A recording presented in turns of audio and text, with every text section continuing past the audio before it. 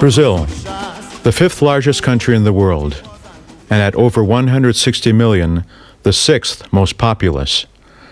The nation is a melting pot for a wide range of peoples and cultures, from Portuguese conquerors to African slaves, indigenous Indians to immigrants from all over the world.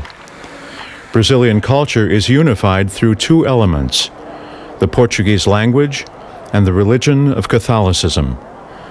Today, almost 90% of Brazilians claim the Roman Catholic faith, making Brazil the largest Catholic country in the world. A large number of them, however, temper their Christianity with African beliefs imported with the African slaves, who, although baptized, still clung to voodoo practices such as macumba, candomblé, and umbanda. Although the Church condemns this syncretism, practitioners still gather and confer upon their idols, orixás, the identity of popular Catholic saints. In Brazilian shops, statues of Catholic saints share the shelf with talismans and cultic objects. The clash and fusion of cultures and their respective expressions of faith has uniquely etched the face of Brazilian religious life. Man feels that he depends on God and depends on the saints. There is also a trace of gregariousness, a necessity which is very primitive of being together with others. In fact, it is like to be a person means to be in relation with somebody. This relation is very primitive, but it is very physical too. It means to be beside somebody. This element is very strong. This expression of Brazilian faith, often manifest through public gestures, is particularly exemplified through large pilgrimages and popular processions. Faithful often travel great distances to celebrate the commemoration of village patron saints.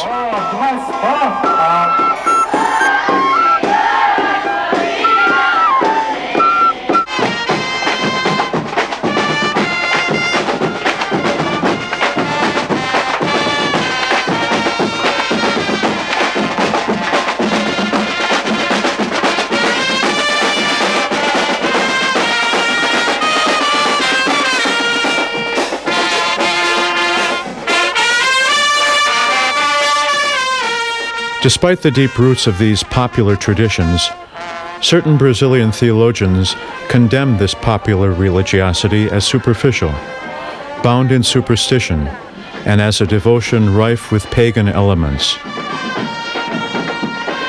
The 1960s were a watershed for the Brazilian Church.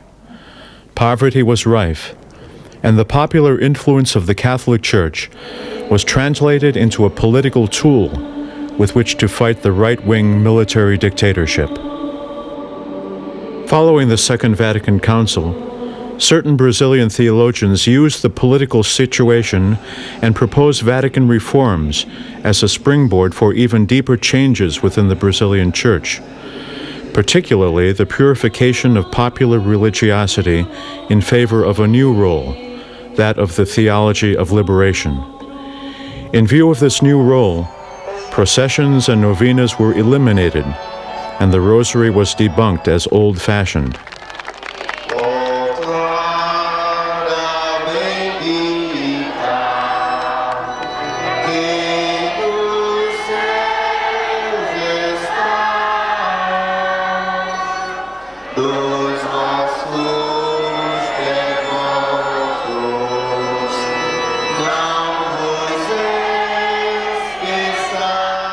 Liberation theology set out as an articulate response to the grinding poverty and social injustice, using certain models of Marxism. Although noble, the result of this movement for the Church was tragic. Brazilians, no longer feeling spiritually nourished by the Church, abandoned her by the millions.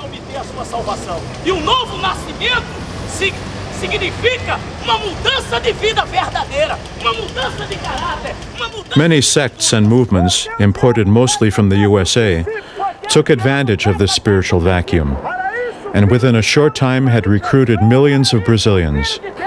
The largest of these, founded by Edir Macedo in 1977, is the Brazilian sect, the Universal Church of the Kingdom of God, which has recruited 3 million people to date.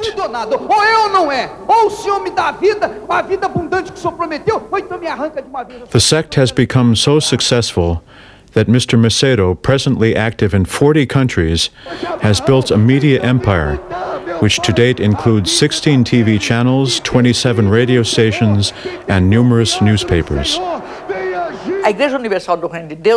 The man who founded the Universal Church of the Kingdom of God, Edir Macedo, was for some time a follower of Umbanda. He comes from a Catholic family from northern Brazil. He took some elements of Umbanda. His doctrine is from Middle Age Catholicism. God created the men, the devil came and introduced disorder in the world.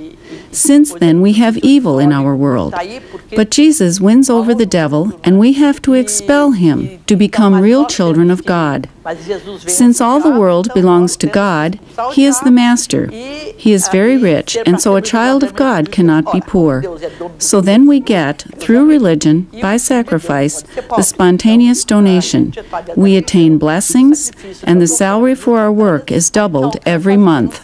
E o salário no fim do mês dobra. Fazer esta unção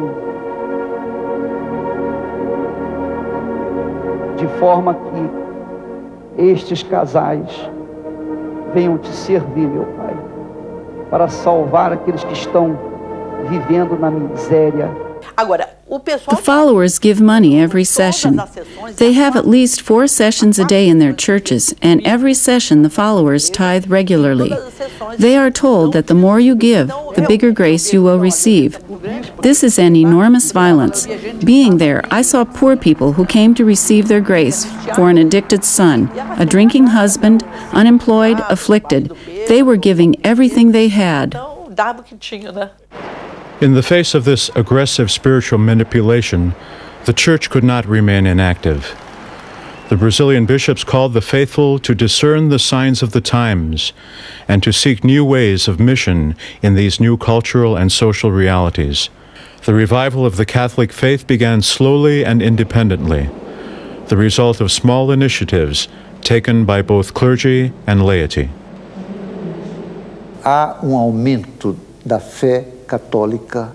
There is a growth of the Catholic faith in many regions in Brazil, even in the big cities. I have been here in Rio de Janeiro for exactly 28 years, so I am able to evaluate the growth situation here. The number of sects grows, but the number of real, zealous Catholics also grows. People go to church more often. Who are these people? They are the people who used to be placed in the statistics as non-practicing Catholics. One such lay initiative is a mission outreach for re-evangelization called Popular Mission. It is centered in a suburban region of Rio de Janeiro. This coordination center, opened in 1997, responds to the call of Pope John Paul II for a new re-evangelization in preparation for the third millennium. The Popular Mission's objective is evangelization. Our intention is the large task of reawakening life in the parishes. This movement has to touch the pastoral and the lay movements. The missionaries are visiting families and homes. So Popular Mission is not a movement apart, but something destined to give movement, life to the parishes, and especially those who are away from the church.